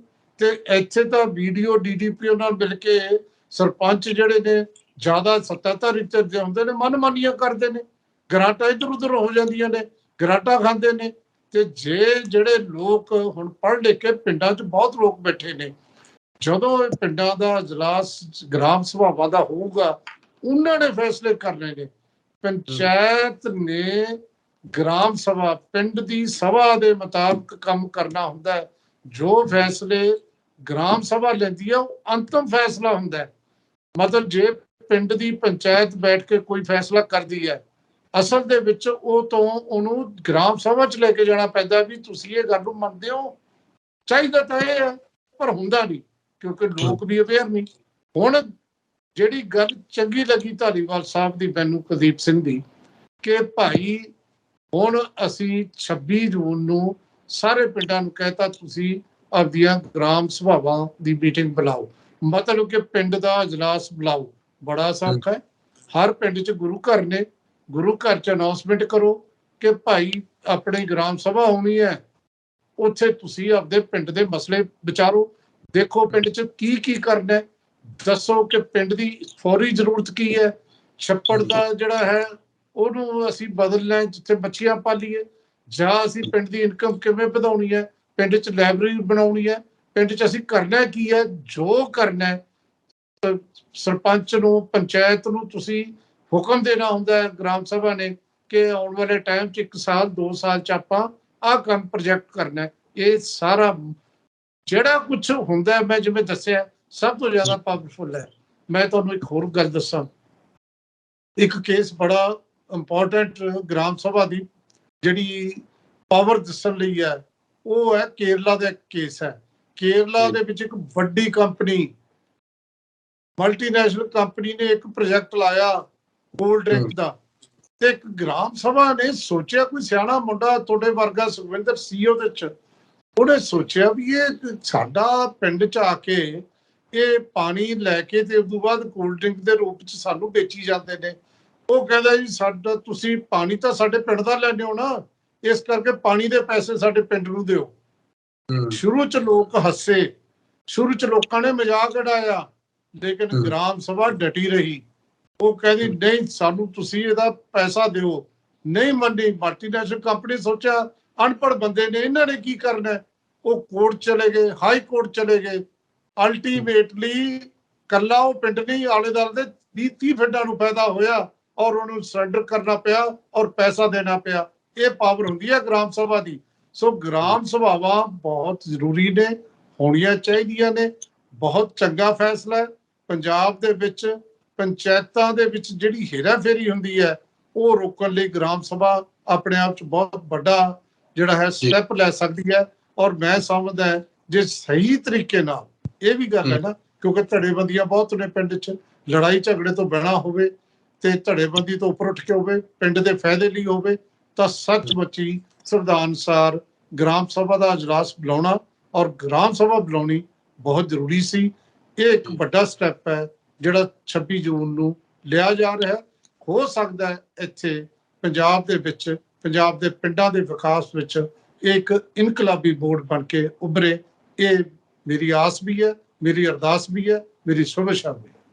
ਜੀ ਵਾਲੀਆ ਸਾਹਿਬ, ਹੁਣ ਗੱਲ ਮੈਂ ਕਰਨ ਲੱਗਿਆ ਕਿ ਪੰਜਾਬ ਪੁਲਿਸ ਦੇ ਮੁਲਾਜ਼ਮਾਂ ਦੀ, ਉਹਨਾਂ ਦੀ ਅਕਸਰ ਸ਼ਿਕਾਇਤ ਰਹਿੰਦੀ ਹੈ, ਜਿਵੇਂ ਭਗਵੰਤ ਮਾਨ ਹੋਰਾਂ ਨੇ ਕਿਹਾ ਸੀ ਕਿ 8-8 ਘੰਟੇ ਦੀ ਡਿਊਟੀ ਕਰ ਦਿਆਂਗੇ, ਤੇ ਉਹ ਕਹਿੰਦੇ ਨੇ ਕਿ ਸਾਨੂੰ ਜਿਹੜਾ ਸਾਡੇ ਲਾਗਲੇ ਸਟੇਸ਼ਨ ਦੇ ਉੱਤੇ ਲਾਇਆ ਜਾਵੇ। ਉਹ ਕਹਿੰਦੇ ਜੇ ਭ੍ਰਿਸ਼ਟਾਚਾਰ ਰੋਕਣ ਦੀ ਗੱਲ ਕਰਦੇ ਨੇ, ਮੈਨੂੰ ਇੱਕ ਮੁਲਾਜ਼ਮ ਮਿਲਿਆ ਸੀ, ਉਹਨੇ ਜੋ ਗੱਲਾਂ ਦੱਸੀਆਂ ਉਹ ਮੈਂ ਪੁੱਛ ਰਿਹਾ ਕਿ ਉਹ ਕਹਿੰਦੇ ਕਿ ਜੇ ਕਿਸੇ ਹੋਰ ਸਟੇਸ਼ਨ ਤੇ ਲਾਓਗੇ ਉੱਥੇ ਕਿਹੜਾ ਮੈਨੂੰ ਕੋਈ ਜਾਣਦਾ। ਇਹ ਤਾਂ ਜੇ ਸਰਕਾਰ, ਨਾਲੇ ਤਾਂ ਕਹਿੰਦੇ ਸਾਡੀ ਸਿਰਦਰਦੀ ਜਿਹੜੀ ਆ ਉਹ ਥੋੜੀ ਖਤਮ ਹੋਏਗੀ ਕਿ ਅਸੀਂ ਘਰੋਂ ਬਾਹਰ ਰਹਿੰਦੇ ਹਾਂ, ਕਈ ਦਿਨ ਮੈਂਟਲੀ ਹਰਾਸ ਹੁੰਦੇ ਆ, ਆਪਣੇ ਲਾਗੇ ਦੇ ਸਟੇਸ਼ਨ ਚ ਰਹੀਏ। ਕੁਝ ਇਹੋ ਜਿਹੀਆਂ ਜਿਹੜੀਆਂ ਉਹ ਕਹਿੰਦੇ ਸੁਧਾਰ ਜਿਹੜੇ ਨੇ ਉਹ ਕਰਨੇ ਚਾਹੀਦੇ ਨੇ ਤਾਂ ਕਿ ਅਸੀਂ ਵੀ ਸੁੱਖ ਦਾ ਸਾਹ ਲੈ ਸਕੀਏ। ਦੇਖੋ, ਪੁਲਿਸ ਦੇ ਸੁਧਾਰ ਇਹਦਾ ਦੂਜਾ ਪੱਖ ਵੀ ਹੈ। ਜੇ ਤੁਸੀਂ ਆਪਣੇ ਏਰੀਏ 'ਚ ਲੱਗੋਗੇ, ਹੋਮ ਡਿਸਟ੍ਰਿਕਟ 'ਚ ਲੱਗੋਗੇ, ਉੱਥੇ ਆਪਦੇ ਤੁਹਾਡੇ ਲਿੰਕ ਹੋਣਗੇ, ਤੁਹਾਡੇ ਰਿਸ਼ਤੇਦਾਰੀਆਂ ਹੋਣਗੀਆਂ, ਤੁਹਾਡੀਆਂ ਦੋਸਤੀਆਂ ਹੋਣਗੀਆਂ, ਤੁਹਾਡੇ ਕਲਾਸ ਫੈਲੋ ਹੋਣਗੇ, ਤੇ ਤੁਸੀਂ ਇਨਸਾਫ ਨਹੀਂ ਦੇ ਸਕੋਗੇ ਲੋਕਾਂ ਨੂੰ। ਇਹ ਪੱਖ ਕਿਵੇਂ ਇਗਨੋਰ ਕਰ ਦਈਏ? ਤਾਂ ਇਹ ਗੱਲ ਨਹੀਂ ਹੁੰਦੀ। ਤੁਹਾਡੇ ਬੱਚਿਆਂ ਦੇ ਦੋਸਤ ਹੋਣਗੇ। ਇਹ ਗੱਲ ਇਸੇ ਕਰਕੇ ਬਹੁਤ ਸਾਰੇ ਜਿਹੜੇ ਪੁਲਿਸ ਵਾਲੇ ਨੇ, ਖਾਸ ਤੌਰ ਤੇ ਜਿਹੜੇ ਅਫਸਰ ਨੇ, ਉਹਨਾਂ ਨੂੰ ਆਊਟ ਆਫ ਡਿਸਟ੍ਰਿਕਟ ਲਾਇਆ ਜਾਂਦਾ ਹੈ ਹੁਣ ਤੱਕ ਦਾ ਹੈ। ਪੁਲਿਸ ਦੇ ਸੁਧਾਰਾਂ ਦੇ ਹੋਰ ਬੜੇ ਜ਼ਰੂਰਤਾਂ ਨੇ ਬਈ। ਕਈ ਵਾਰੀ ਕਮੇਟੀਆਂ ਬਣੀਆਂ ਨੇ, ਇੱਕ ਕਮੇਟੀ ਬਣੇ ਐਕਸਪਰਟਸ ਦੀ। ਆ ਹੁਣ ਜਿਹੜੀ ਹੈ ਸੈਂਟਰ ਜਿਹੜੀ ਸਰਵਿਸ ਹੈ ਉਹਦੇ ਵਿੱਚ ਇੱਕ ਪ੍ਰਪੋਜ਼ਲ ਆਈ ਹੈ। ਅਮਿਤ ਸ਼ਾਹ ਚੰਡੀਗੜ੍ਹ ਆ ਕੇ ਹੋਰ ਗੱਲਾਂ ਦੇ ਨਾਲ ਨਾਲ ਉਸੇ ਦਿਨ ਦੀ ਇਹ ਗੱਲ ਹੈ ਕਿ ਉਹਨਾਂ ਨੂੰ 100 ਦਿਨ ਦੀ ਛੁੱਟੀ ਦੇਣ ਦੀ ਰਿਕਮੈਂਡੇਸ਼ਨ ਹੋ ਗਈ ਹੈ। ਕਿਉਂਕਿ ਆਪਾਂ ਦੇਖਿਆ ਕਿ BSF ਹੋਈ ਤੇ ਇਹਨਾਂ 'ਚ ਵਰਕਲੋਡ ਇੰਨਾ ਜ਼ਿਆਦਾ ਹੈ ਤੇ ਟੈਨਸ਼ਨ ਬਹੁਤ ਹੋ ਜਾਂਦੀ ਹੈ। ਤੇ ਇਸੇ ਤਰੀਕੇ ਨਾਲ ਪੰਜਾਬ ਪੁਲਿਸ ਦੇ ਵਿੱਚ ਹੈ, ਉਹਨਾਂ ਨੂੰ ਛੁੱਟੀਆਂ ਨਹੀਂ ਹੁੰਦੀਆਂ। ਜਦੋਂ ਲੋਕ ਖੁਸ਼ੀ ਮਨਾ ਰਹੇ ਹੁੰਦੇ ਨੇ ਦੀਵਾਲੀ ਦੁਸਹਿਰੇ ਦੀ, ਉਹ ਡਿਊਟੀਆਂ ਦੇ ਰਹੇ ਹੁੰਦੇ ਨੇ। ਕਿੰਨੀਆਂ ਛੁੱਟੀਆਂ ਨੇ? 24 ਘੰਟੇ 'ਚ ਨੀਂਦ ਮਸਾਂ ਪੂਰੀ ਹੁੰਦੀ ਹੈ। ਤੇ ਜਿਹੜੇ ਪੁਲਿਸ ਵਾਲਿਆਂ ਨੇ ਲਾਅ ਐਂਡ ਆਰਡਰ ਨੂੰ ਦੇਖਣਾ ਹੁੰਦਾ, ਉਹ ਤਾਂ ਮੇਮ ਸਾਹਿਬ ਦੇ ਡਰਾਈਵਰ ਬਣ ਕੇ ਕਦੇ ਸਬਜ਼ੀਆਂ ਲਿਆ ਰਹੇ ਨੇ, ਕਦੇ ਸਿਕਿਉਰਿਟੀ ਗਾਰਡ ਦਾ ਕੰਮ ਕਰ ਰਹੇ ਨੇ, ਕਦੇ ਬੱਚਿਆਂ ਨੂੰ ਸਕੂਲ ਛੱਡਣ ਜਾ ਰਹੇ ਨੇ। ਹਾਲੇ ਵੀ ਜੇ ਤੁਸੀਂ ਕਹੋ ਕਿ ਸਾਰੇ ਸਿਕਿਉਰਿਟੀ 122 ਬੰਦਿਆਂ ਦੀ ਆਈ ਹੈ ਨਾ, ਹਾਲੇ ਵੀ ਤੁਸੀਂ ਜਾ ਕੇ ਦੇਖੋ ਕਿੰਨੇ ਹਜ਼ਾਰਾਂ ਲੋਕ ਹਾਲੇ ਵੀ ਸਿਕਿਉਰਿਟੀ ਜਿਹੜੀ ਹੈ ਉਹ ਤੇ ਲੱਗੇ ਹੋਏ ਨੇ। ਉਹਨਾਂ ਦਾ ਕੰਮ ਇਹ ਥੋੜੀ ਹੈ। ਅਸਲ ਦੇ ਵਿੱਚ ਬਹੁਤ ਵੱਡੇ ਸੁਧਾਰਾਂ ਦੀ ਲੋੜ ਹੈ। ਇਸ ਤਰ੍ਹਾਂ ਨਹੀਂ ਇਹਨਾਂ ਦੇ ਹੁਣ ਤਾਂ ਇਹ ਵੀ ਹੋਇਆ ਪਿਆ, ਤਾਂ ਇਕੱਲਾ ਆਪਾਂ ਉੱਧਰ ਦੇਖ ਲਿਆ, ਜਿਹੜੇ ਪੁਲਿਸ ਅਫਸਰ ਨੇ ਉਹਨਾਂ ਦੇ ਆਪਦੇ ਇੱਕ SSP ਹੈ, ਉਹਦੇ ਘਰ ਉਹਦੇ ਮਾਪਿਆਂ ਨੂੰ ਦੇਖਣ ਲਈ ਕਿੰਨੇ ਬੰਦੇ ਨੇ, ਫਿਰ ਉਹਦੇ ਗਾਂ ਹੋਰ ਕੋਈ ਰਿਸ਼ਤੇਦਾਰਾਂ ਨੂੰ 2 ਬੰਦੇ ਭੇਜੇ ਨੇ। ਹੈ ਉਹ ਪੁਲਿਸ ਦੇ, ਲੇਕਿਨ ਉਹ ਡਰਾਈਵਰ ਦਾ ਕੰਮ ਕਰਦੇ ਨੇ। ਮੈਂ ਕਈਆਂ ਨੂੰ ਜਾਣਦਾ ਰਿਹਾ, ਦੋਸਤਾਂ 'ਚ ਕਾਂਸਟੇਬਲ ਆ ਡਰਾਈਵਰ ਹੈ, ਲੇਕਿਨ ਬੰਦਾ ਪੱਤਰਕਾਰ ਹੈ ਤੇ SSP ਨੇ ਭੇਜਤਾ ਕਿਉਂਕਿ SSP ਦਾ ਦੋਸਤ ਹੈ। ਇਸ ਤਰ੍ਹਾਂ ਬੜਾ ਕੁਝ ਚੱਲਦਾ ਰਿਹਾ। ਸੋ ਇਹ ਸਾਰੇ ਸੁਧਾਰ ਦੇ ਲਈ ਨਾ ਬਹੁਤ ਵੱਡੇ ਸਟੈਪ ਲੈਣ ਦੀ ਲੋੜ ਹੈ। ਇਹ ਗੱਲ ਕਹਿਣਾ ਇਹ ਕੋਈ ਇੱਕ ਛੋਟਾ ਜਿਹਾ ਸੁਜੈਸ਼ਨ ਹੈ। ਹੋ ਸਕਦਾ ਕਾਂਸਟੇਬਲ ਲੈਵਲ ਜਿਨ੍ਹਾਂ ਕੋਲ ਡਿਸੀਜਨ ਮੇਕਿੰਗ ਦੀ ਪਾਵਰ ਨਹੀਂ ਹੈ, ਉਹ ਮੰਨ ਲਓ ਉਹ ਆਪਦੇ ਹੋਮ ਡਿਸਟ੍ਰਿਕਟ ਚਲੇ ਜਾਣ। ਅਫਸਰਾਂ ਨੂੰ ਕਿਵੇਂ ਲਾ ਦੋਗੇ ਤੁਸੀਂ? ਤੇ ਹੁਣ ਤਾਂ ਚੋਣ ਕਮਿਸ਼ਨ ਵੀ ਜਦੋਂ ਹੁੰਦਾ ਹੈ, ਜਦੋਂ ਇਲੈਕਸ਼ਨ ਹੁੰਦੀ ਹੈ, ਦੂਰ ਭੇਜ ਦਿੰਦੇ ਨੇ ਕਿ ਵੀ ਇਹਨਾਂ ਨੇ ਅਲਾਰ ਹੋ ਜਾਣਗੇ, ਬਾਇਸਡ ਹੋ ਜਾਣਗੇ। ਸੋ ਕੱਲਾ ਉਹਦੇ ਨਾਲ ਨਹੀਂ ਹੋਣਾ, ਮਾਨਸਿਕ ਤੌਰ ਤੇ ਉਹਨਾਂ ਦਾ ਤਵਾਜ਼ਨ ਰੱਖਣ ਲਈ, ਠੀਕ ਰੱਖਣ ਲਈ, ਸਟ੍ਰੈਸ ਤੋਂ ਬਚਾਉਣ ਲਈ ਇਹ ਵੀ ਦੇਖਣ ਦੀ ਜ਼ਰੂਰਤ ਹੈ। ਬੱਚਿਆਂ ਦਾ ਪਾਲਣ ਪੋਸ਼ਣ ਬਹੁਤ ਔਖਾ ਹੁੰਦਾ ਹੈ। ਮੈਨੂੰ ਪਤਾ ਹੈ, ਮੇਰੇ ਫਾਦਰ ਠਾਣੇਦਾਰ ਸੀ, ਉਹਨਾਂ ਨੂੰ ਇਹ ਨਹੀਂ ਪਤਾ ਹੁੰਦਾ ਸੀ ਕਿ ਅਸੀਂ ਕਿਹੜੀ ਕਲਾਸ 'ਚ ਪੜ੍ਹਦੇ ਹਾਂ। ਤੇ ਜੇ ਕਦੇ ਜ਼ਰੂਰਤ ਪੈਂਦੀ ਸੀ ਤੇ ਉਹ ਬਸ ਨਾਂ ਦੱਸਦੇ ਸੀ, ਉਹ ਤਾਂ ਚੰਗੀ ਗੱਲ ਹੈ ਕਿ ਸਕੂਲ ਵਾਲੇ ਜਾਣਦੇ ਹੁੰਦੇ ਸੀ ਤਾਂ ਭੇਜ ਦਿੰਦੇ ਸੀ। ਸੋ ਬਹੁਤ ਔਖਾ ਹੁੰਦਾ ਇਹ ਕੰਮ। ਤੋ ਇਹ ਜਿਹੜਾ ਨਾ ਪੁਲਿਸ ਸੁਧਾਰ ਲਗਾਤਾਰ ਕਹਿੰਦੇ ਸਾਰੇ ਨੇ, ਲੇਕਿਨ ਪੁਲਿਸ ਸੁਧਾਰਾਂ ਦੇ ਵਿੱਚ ਦਖਲਅੰਦਾਜ਼ੀ, ਹਲਕਾ ਇੰਚਾਰਜਾਂ ਦੀ ਦਖਲਅੰਦਾਜ਼ੀ, SSP, ਮੈਂ YouTube ਤੇ ਮੇਰੀਆਂ ਇੰਟਰਵਿਊਜ਼ ਪਈਆਂ ਨੇ SSP ਕਈ ਪੁਰਾਣਿਆਂ ਨਾਲ, ਸੁਣ ਲਓ ਤੁਸੀਂ। ਉਹਨੇ ਆਪ ਮੰਨਿਆ ਕਿ ਜਿਹੜਾ ਸਾਡਾ ਸਾਰਾ ਖਰਚਾ SHO ਚਲਾਉਂਦੇ ਨੇ, ਜਿਵੇਂ DCਆਂ ਨੇ ਮੰਨਿਆ ਕਿ ਸਾਡਾ ਖਰਚਾ ਤਹਿਸੀਲਦਾਰ ਚਲਾਉਂਦੇ ਨੇ। ਕਿੰਨੇ ਕੁ ਇਮਾਨਦਾਰ ਨੇ ਤੁਸੀਂ ਦੇਖ ਲਓ। ਮੈਂ ਤਾਂ ਬਹੁਤ ਵਾਰ ਕਿਹਾ ਕਿ ਜੇ ਸੂਬੇ ਨੂੰ ਇਮਾਨਦਾਰ ਬਣਾਉਣਾ ਹੈ, ਸਾਰੇ ਇੱਕ ਜਿਹੜਾ ਜ਼ਿਲ੍ਹੇ ਦਾ SSP ਤੇ ਇੱਕ DC ਇਮਾਨਦਾਰ ਹੋ ਜੇ, ਸੂਬੇ 'ਚ ਬਹੁਤ ਵੱਡੀ ਤਬਦੀਲੀ ਆ ਜੂ। ਤੇ ਭਗਵੰਤ ਮਾਨ ਨੇ ਇਸ ਨਜ਼ਰੀਏ ਤੋਂ ਸੋਚਣ, ਕਿਹਾ ਸੀ ਅਸੀਂ ਦਖਲਅੰਦਾਜ਼ੀ ਨਹੀਂ ਕਰਾਂਗੇ। ਬਹੁਤ ਵਧੀਆ ਗੱਲ ਹੈ। ਦੇਖ ਲਓ ਮਹਿਤਾਬ ਸਿੰਘ ਗਿੱਲ ਦੀ ਰਿਪੋਰਟ ਆਈ ਹੈ 4 ਮਾਰਚ ਨੂੰ, 487 ਕੇਸ ਤਾਂ ਇਸ ਤਰ੍ਹਾਂ ਦੇ ਨੇ ਜਿਹੜੇ ਇਹ ਕਲੀਅਰ ਕੀਤੇ ਨੇ ਕਿ ਉਹਨਾਂ ਦੇ ਨਜਾਇਜ਼ ਕੇਸ ਬਣਾ ਕੇ ਫਸਾਉਣ ਦੀ ਕੋਸ਼ਿਸ਼ ਕੀਤੀ। 4000 ਤੋਂ ਵੱਧ ਸ਼ਿਕਾਇਤਾਂ ਆਈਆਂ ਸੀ ਜਿਹੜੀ ਅਕਾਲੀ ਸਰਕਾਰ ਵੇਲੇ ਇਹ ਕੈਪਟਨ ਸਾਹਿਬ ਨੇ ਬਣਾਇਆ ਸੀ ਜਿਹੜਾ ਇਹ ਕਮਿਸ਼ਨ। ਤੋਂ ਜੇ ਇਸ ਤਰ੍ਹਾਂ ਇੱਕ ਦੂਜੇ ਨੂੰ ਜਿਹੜਾ ਕਿਹੜਾ ਕੱਢਣ ਲਈ ਪੁਲਿਸ ਨੂੰ ਵਰਤਿਆ ਜਾਂਦਾ, ਪੁਲਿਸ ਨੂੰ ਕਬਜ਼ਿਆਂ ਲਈ ਵਰਤਿਆ ਜਾਂਦਾ, ਇਹ ਤਾਂ ਤੁਸੀਂ ਸੁਣ ਸਕਦੇ। ਪੁਲਿਸ ਵਾਲੇ ਆਪ ਦੱਸਦੇ ਨੇ। ਤੁਸੀਂ ਛੱਡੋ, ਬਾਕੀ ਛੱਡੋ, ਕੰਵਰ ਵਿਜੇ ਪ੍ਰਤਾਪ ਨੂੰ ਪੁੱਛ ਲਓ ਤੁਸੀਂ। ਕੰਵਰ ਵਿਜੇ ਪ੍ਰਤਾਪ SSP ਰਿਹਾ, ਇਹ ਉਹਦਾ ਕਹਿਣਾ ਹੈ ਕਿ ਸਾਨੂੰ ਤਾਂ ਪ੍ਰਾਪਰਟੀ ਤੇ ਕਬਜ਼ੇ ਕਰਨ ਲਈ ਵਰਤਦੇ ਨੇ, ਸਾਨੂੰ ਤਾਂ ਘਰਾਂ ਦੇ ਕੰਮ ਕਰਾਉਣ ਲਈ ਵਰਤਦੇ ਨੇ। ਇਹ ਉਹਨੇ ਕਿਹਾ ਸੀ ਕਿ ਜੇ ਸਾਡੀ ਸਰਕਾਰ ਆਉਂਦੀ ਹੈ ਅਸੀਂ ਚੇਂਜ ਕਰਾਂਗੇ। ਹੁਣ ਕੰਵਰ ਵਿਜੇ ਪ੍ਰਤਾਪ ਨੂੰ ਪੁੱਛੀਏ ਕਿੰਨੀ ਕੁ ਤਬਦੀਲੀ ਆਏਗੀ ਤੇ ਅਸੀਂ ਪੁੱਛਾਂਗੇ, ਨਹੀਂ ਅਗਲੀ ਇਲੈਕਸ਼ਨ 'ਚ ਲੋਕ ਪੁੱਛ ਲੈਣਗੇ। ਜੀ ਐਕਟਿਵ ਤਾਂ ਜੰਗਲਾਤ ਮੰਤਰੀ ਕਟਾਰੂ ਚੱਕ ਵੀ ਕਾਫੀ ਨੇ, ਪਰ ਜੰਗਲਾਤ ਮਹਿਕਮੇ ਦੇ ਵਿੱਚ ਪਿੱਛੇ ਜਿਹੀ ਇੱਕ ਰਿਪੋਰਟ ਛਪੀ ਸੀ ਪਟਿਆਲੇ ਦੇ ਲਾਗੇ ਕਿ ਕਿਸੇ ਨਿੱਜੀ ਜਿਹੜਾ ਅਦਾਰੇ ਨੂੰ ਜ਼ਮੀਨ ਰਾਹ ਦੇਣ ਦੇ ਲਈ ਕਹਿੰਦੇ ਦਰਖਤ ਦੀ ਜੜੋਂ ਪੁੱਟ ਕੇ ਪਰਾਂ ਸੁੱਟਦੇ, ਤੇ ਬਾਅਦ ਦੇ ਵਿੱਚ ਉਹਦੀ ਇਨਕੁਆਇਰੀ ਜਿਹੜੀ ਹੁਣ ਚੱਲ ਰਹੀ ਹੈ ਫਿਲਹਾਲ ਦੀ ਘੜੀ। ਪਰ ਇਧਰਲੇ ਪਾਸੇ ਵੀ ਥੋੜਾ ਧਿਆਨ ਦੇਣ ਦੀ ਲੋੜ ਹੈ। ਵਿਗੜਿਆ ਤਾਂ ਤਕਰੀਬਨ ਸਾਰਾ ਹੀ ਢਾਂਚਾ ਆ। ਦੇਖੋ ਜੀ, ਪੂਰਾ ਢਾਂਚਾ ਵਿਗੜਿਆ ਹੋਇਆ ਸਾਰਾ। ਕੀ ਇੱਥੇ ਤਾਂ ਸਭ ਹਰ ਸਾਖ ਤੇ ਉੱਲੂ ਬੈਠਾ ਹੈ। ਇਹ ਜਿਹੜਾ ਹੁਣ ਲਾਲ ਚੰਦ ਕਟਾਰੂ ਚੱਕ ਦੇ ਦੋਨੇ ਮਹਿਕਮੇ ਬੜੇ ਅਹਿਮ ਨੇ, ਇੱਕ ਜਿਹੜਾ ਫੂਡ ਐਂਡ ਸਪਲਾਈ ਵਾਲਾ ਤੇ ਇਹ ਵੀ। ਤੇ ਹੁਣ ਕਟਾਰੂ ਚੱਕ ਜੀ ਨੇ ਕੱਲ ਕਿਹਾ ਕਿ ਇਸ ਵਾਰ ਅਸੀਂ 1 ਕਰੋੜ 15 ਲੱਖ ਬੂਟੇ ਲਾਉਣੇ ਨੇ। ਬਿਲਕੁਲ ਲਾਓ ਜੀ, ਕੌਣ ਕਹਿੰਦਾ ਨਾ ਲਾਓ। ਤੇ ਜਿਹੜੀ ਗੱਲ ਉਹਨਾਂ ਨੇ ਇਹ ਵੀ ਕਹੀ ਕਿ 60 ਲੱਖ ਸਰਕਾਰ ਲਾਊਗੀ, ਜਿਹੜਾ ਫੋਰੈਸਟ ਦੇ ਜੰਗਲਾਤ ਦੇ ਏਰੀਏ ਦੇ ਵਿੱਚ, ਬਾਕੀ ਲੋਕ ਲਾਉਣਗੇ। ਮੈਂ ਤਾਂ ਇਹ ਕਹਿਣਾ ਕਿ ਲੋਕ ਤਾਂ ਜ਼ਰੂਰ ਲਾਉਣਗੇ, ਲੋਕਾਂ ਨੂੰ ਲਾਉਣੇ ਚਾਹੀਦੇ ਨੇ। ਹਰ ਬੰਦੇ ਨੂੰ ਘੱਟੋ ਘੱਟ ਸਾਲ ਦੇ ਵਿੱਚ 1-2 ਬੂਟੇ ਆਪਣੇ ਜਨਮ ਦਿਨ ਦੇ, ਆਪਣੇ ਬਾਪੂ ਦੇ ਨਾਂ ਤੇ, ਆਪਣੀ ਮਾਂ ਦੇ ਨਾਂ ਤੇ, ਕਿਸੇ ਦੇ ਵੀ ਨਾਂ ਤੇ, ਜੇ ਆਪਦੇ ਕੋਲ ਜਗ੍ਹਾ ਨਹੀਂ ਤਾਂ ਕਿਸੇ ਪਾਰਕ 'ਚ, ਕਿਸੇ ਸ਼ਮਸ਼ਾਨ ਘਾਟ 'ਚ, ਕਿਤੇ ਮਰਜ਼ੀ ਜਾ ਕੇ ਲਾਓ ਤੇ ਉਹਦੀ ਸੇਵਾ ਕਰੋ। ਲਾਉਣਾ ਨਹੀਂ ਜ਼ਰੂਰੀ ਹੁੰਦਾ, ਸੇਵਾ ਵੀ ਕਰਨੀ ਜ਼ਰੂਰੀ ਹੁੰਦੀ ਹੈ। ਦੇਖੋ ਗੱਲ ਇਹ ਹੈ, ਇਸ ਨਾਂ ਤੇ ਜਿਹੜਾ ਕਟਾਰੂ ਚੱਕ ਨੇ ਕਿਹਾ ਨਾ, ਇਹ ਕੋਈ ਨਵੀਂ ਗੱਲ ਨਹੀਂ ਕੀਤੀ। ਕੈਪਟਨ ਸਾਹਿਬ ਦੇ ਤੇ ਬਾਦਲ ਸਾਹਿਬ ਦੀਆਂ ਸਟੇਟਮੈਂਟ ਕੱਢ ਲਓ, ਪੁਰਾਣੇ ਅਖਬਾਰ ਪਏ ਹੋਣਗੇ। ਅੱਜ ਕੱਲ ਤਾਂ ਅਖਬਾਰ ਵੀ ਚੱਕਣ ਦੀ ਲੋੜ ਨਹੀਂ, ਨੈਟ ਤੇ ਜਾਓ ਤੁਹਾਨੂੰ ਪਤਾ ਲੱਗ ਜੂਗਾ। ਪਿਛਲੇ ਸਾਲ ਦੇ ਸਾਧੂ ਸਿੰਘ ਧਰਮਸੋਤ ਦੀ ਕੱਢ ਲਓ, ਕਹਿੰਦਾ ਜੀ ਇੰਨੇ ਲੱਖ ਚੰਦਨ ਦੇ ਰੁੱਖ ਲਾਵਾਂਗੇ। ਮੈਂ ਕਿਹਾ ਚੰਦਨ ਦਾ ਕਿਉਂ ਬਈ, ਕਮਿਸ਼ਨ ਜ਼ਿਆਦਾ ਮਿਲਦਾ, ਚੰਦਨ ਤਾਂ ਲਾਉਣਾ ਤੁਸੀਂ। ਸਾਡੇ ਪੰਜਾਬ ਦੇ ਕਿੱਧਰ ਚਲੇ ਗਏ, ਸਾਡੇ ਨਿੰਮ ਕਿੱਧਰ, ਕਿੱਕਰ ਕਿੱਥੇ, ਸਾਡੇ ਆਪਦੇ ਬੂਟੇ, ਸਾਡੀ ਤਰਵੈਣੀ ਲਾਓ ਤੁਸੀਂ ਕਿਉਂ ਉਧਰ ਲਾਓ। ਬੜਾ ਮੈਂ ਉਦੋਂ ਬੋਲਿਆ ਸੀ। ਤੋਂ ਭਾਈ ਗੱਲ ਇਹ ਹੈ, ਇਹ ਤਾਂ ਹਰ ਇੱਕ ਸਰਕਾਰ ਕਹਿੰਦੀ ਹੈ। ਇਹ ਸਰਕਾਰਾਂ ਦਾ ਹਾਲ ਤਾਂ ਇਹ ਹੈ ਕਿ ਬਹੁਤ ਮੀਡੀਆ ਹਾਊਸ ਚੱਲ ਪਏ, ਕਹਿੰਦੀ ਹਰਿਆਵਲ ਪੰਜਾਬ ਕਿਹੜਾ, ਕਿੱਥੇ ਆ ਹਰਿਆਵਲ ਪੰਜਾਬ ਬਈ, ਦਿਖਾ ਦਿਓ। ਤੁਸੀਂ ਤਾਂ ਇੰਨਾ ਪੈਸਾ ਇਕੱਠਾ ਕੀਤਾ ਸੀ, ਇੰਨਾ ਕੁਛ ਲਾਇਆ ਸੀ, ਕਿੱਥੇ ਲਾਤੇ ਬੂਟੇ? ਬੂਟੇ ਨਜ਼ਰ ਤਾਂ ਆਉਣ ਨਾ ਪੰਜਾਬ 'ਚ। 7.5% ਆਪ ਮੰਨਿਆ ਇਹ ਮੰਤਰੀ ਜੰਗਲਾਤ ਦਾ ਵੀ ਸਾਡਾ ਕਵਰ ਹੈ, ਤੇ ਬਾਕੀ ਕਵਰ ਕਿੱਥੇ ਚਲਿਆ ਗਿਆ? ਜਿਹੜੇ ਸੁਖਬੀਰ ਸਿੰਘ ਬਾਦਲ ਇਹ ਕਹਿੰਦਾ ਸੀ ਬੰਬ ਵਾਲੀ ਸੜਕ ਬਣਾਤੀ ਚੰਡੀਗੜ੍ਹ ਤੋਂ ਬਠਿੰਡਾ, ਉਹ ਸੜਕ ਦੇ ਨਾਲ ਜਿਹੜੇ ਬੂਟੇ ਲਾਏ ਸੀ ਉਹਦੇ ਬਦਲ 'ਚ ਕੀ ਲਾਇਆ ਦੱਸ ਦਿਓ ਤੁਸੀਂ। ਜਿੱਥੇ ਤੁਸੀਂ ਰਹਿਣੇ ਉਹਦੇ ਸਾਹਮਣੇ, ਯੂਨੀਵਰਸਿਟੀ ਦੇ ਸਾਹਮਣੇ ਤੁਰ ਜਾਓ, ਸਾਰੇ ਰੋਟੀ ਪੋਟੀ ਹੋਈ ਪਈ ਹੈ ਸੜਕ। ਕਦੋਂ ਲਾਏ ਨੇ? ਚਾਹੀਦਾ ਤਾਂ ਇਹ ਸੀ ਇੱਕ ਦਰਖਤ ਦੇ ਜਿਹੜੇ ਬਦਲੇ 'ਚ 3-3 ਦਰਖਤ ਲਾਉਂਦੇ, ਕਿਉਂ ਨਹੀਂ ਲਾਏ? ਇਹ ਭਾਈ ਇਹ ਨਾ ਬਹੁਤ ਅਜੀਬ ਕਿਸਮ ਦਾ ਉਰੇ ਫਨਾਮਣਾ ਚੱਲਦਾ। ਮੈਂ ਨਾ ਇੱਕ ਵਾਰੀ ਸੁਖਵਿੰਦਰ ਪੰਜਾਬੀ ਯੂਨੀਵਰਸਿਟੀ ਪਟਿਆਲਾ 'ਚ ਮੈਂ ਪੱਤਰਕਾਰੀ ਦਾ ਹੈੱਡ ਹੁੰਦਾ ਸੀ। ਮੇਰੇ ਨਾਲ ਹੀ ਗੁਰਮਤਿ ਸੰਗੀਤ ਹੁੰਦਾ ਸੀ। ਗੁਰਮਤਿ ਸੰਗੀਤ 'ਚ ਡਾਕਟਰ ਗੁਰਨਾਮ ਸਿੰਘ ਨੇ ਅਕਾਲ ਤਖ਼ਤ ਸਾਹਿਬ ਦੇ ਜਥੇਦਾਰ ਉਸ ਵੇਲੇ ਦੇ ਬੇਦਾਂਤੀ ਸਾਹਿਬ ਨੂੰ ਬੁਲਾਇਆ। ਮੈਂ ਬੇਦਾਂਤੀ ਸਾਹਿਬ ਨੂੰ ਜਾ ਕੇ ਇੱਕ ਮੰਗ ਪੱਤਰ ਦਿੱਤਾ। ਮੈਂ ਇਹ ਕਿਹਾ ਵੀ ਆ ਕੁਛ ਸੰਤ ਜਿਹੜੇ ਨੇ ਨਾ ਕੱਚੀਆਂ ਧਾਰਨਾਵਾਂ ਤੇ ਕੀਰਤਨ ਕਰਦੇ ਨੇ।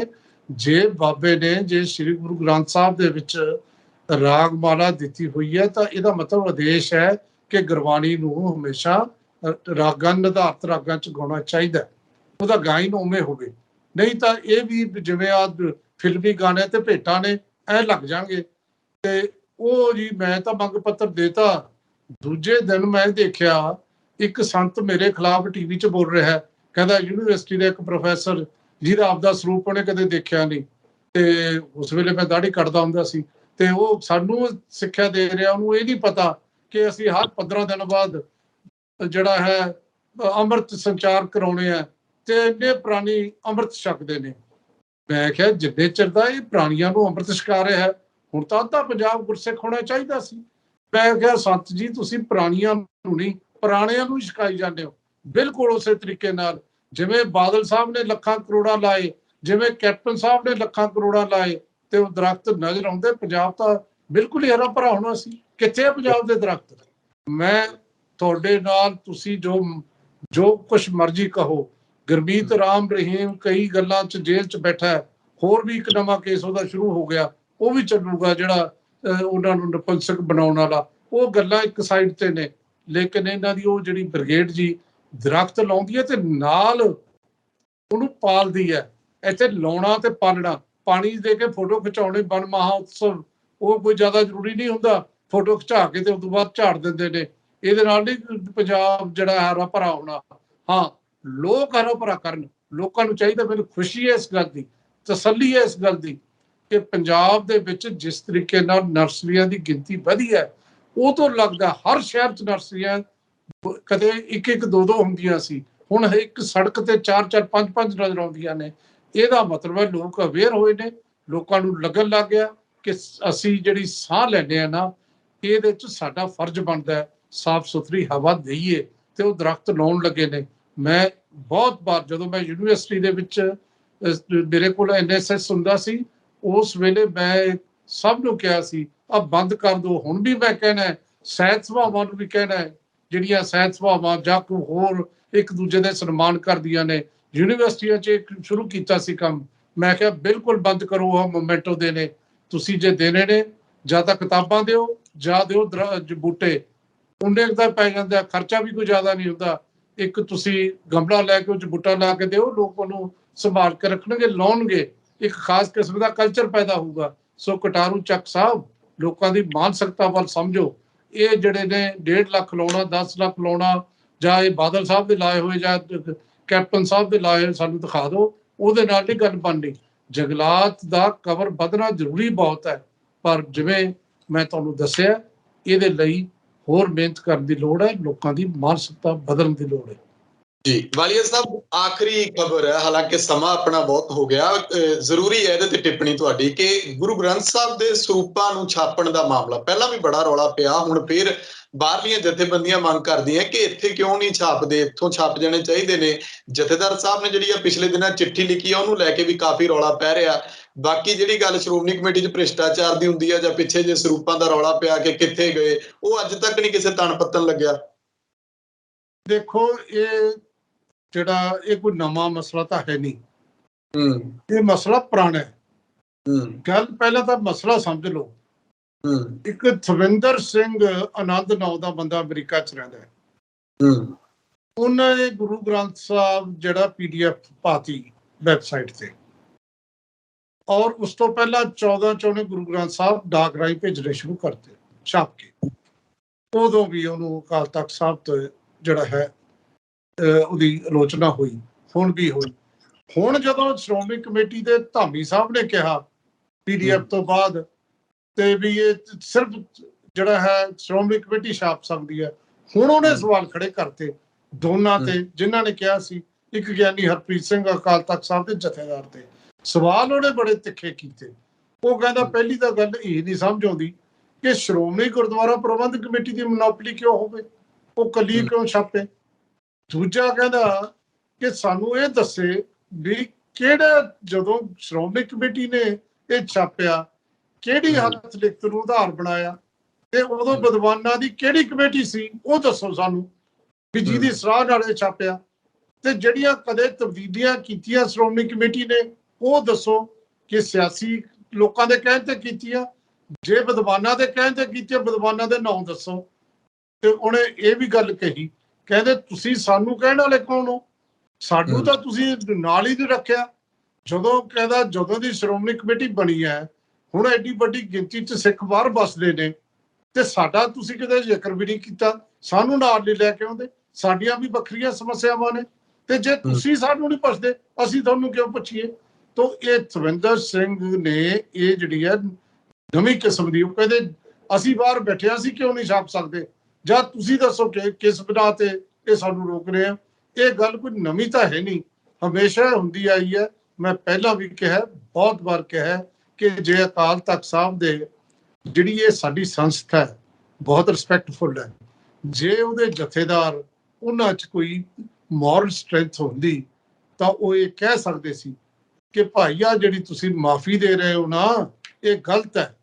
ਤੇ ਜੇ 328 ਸਰੂਪਾਂ ਤੋਂ ਬਾਅਦ ਜਿਹੜੀ ਕਮੇਟੀ ਬਣਾਈ ਸੀ, ਮੈਂ ਉਹ ਵਕੀਲ ਜਿਹੜਾ ਮੁਖੀ ਬਣ ਗਿਆ ਸੀ ਬਾਅਦ 'ਚ, ਬੀਬੀ ਤਾਂ ਜਵਾਬ ਦੇ ਗਈ ਸੀ ਜਿਹੜੀ ਜੱਜ ਬਣਾਈ ਸੀ, ਤੇ ਮੈਂ ਇੰਟਰਵਿਊ ਕੀਤੀ। ਉਦੋਂ ਬਾਅਦ ਕੀ ਹੋਇਆ? ਯੂ ਟਰਨ ਲਈ ਜਥੇਦਾਰ ਸਾਹਿਬ ਨੇ।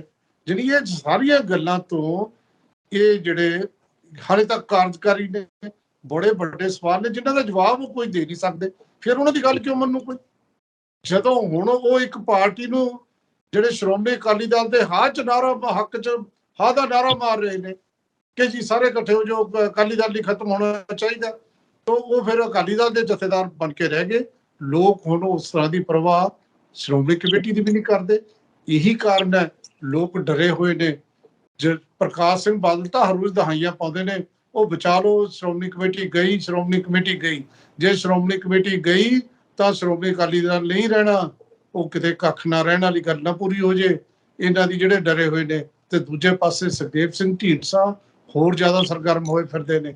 ਉਹਨਾਂ ਦੇ ਜਿਹੜੇ ਸ਼੍ਰੋਮਣੀ ਗੁਰਦੁਆਰਾ ਪ੍ਰਬੰਧਕ ਕਮੇਟੀ ਦੇ ਮੈਂਬਰ ਨੇ, ਔਰ ਬਿੱਠੂ ਸਿੰਘ ਦੀ ਅਗਵਾਈ 'ਚ ਉਹਨਾਂ ਨੇ ਪਿੱਛੇ ਜੇ ਇਹ ਵੀ ਕਿਹਾ ਕਿ ਬਸ ਹੁਣ ਅਸੀਂ ਬਾਦਲਾਂ ਦੇ ਝੁੰਗਲ 'ਚ ਛੁਡਾ ਲੈਣੀ ਹੈ ਕਮੇਟੀ। ਬਹੁਤ ਕੁਝ ਸ਼੍ਰੋਮਣੀ ਕਮੇਟੀ ਚੱਲ ਰਿਹਾ, ਤੇ ਬਾਹਰਲੇ ਸਿੱਖ ਵੀ ਆਪਦੇ ਹਿਸਾਬ ਨਾਲ ਉਹਦੇ 'ਚ ਜਿਹੜਾ ਹੈ ਦਖਲਅੰਦਾਜ਼ੀ ਕਰ ਰਹੇ ਨੇ। ਸ਼ੁਕਰੀਆ ਡਾਕਟਰ ਸਾਹਿਬ, ਧੰਨਵਾਦ ਤੁਹਾਡਾ ਜੀ। ਸ਼ੁਕਰੀਆ।